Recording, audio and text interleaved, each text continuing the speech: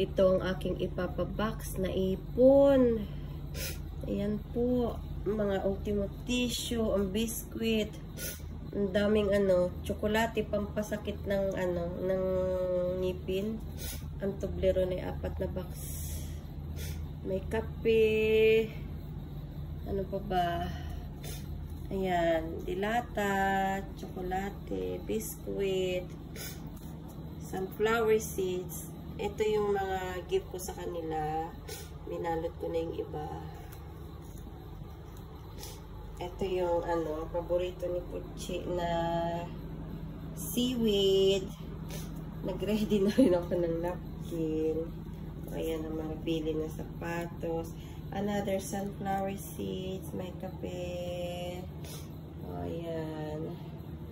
Hindi ko pa, yung iba naka-storage na, kaya hindi nakasali dyan. Pina-storage na namin 3 stripe bag.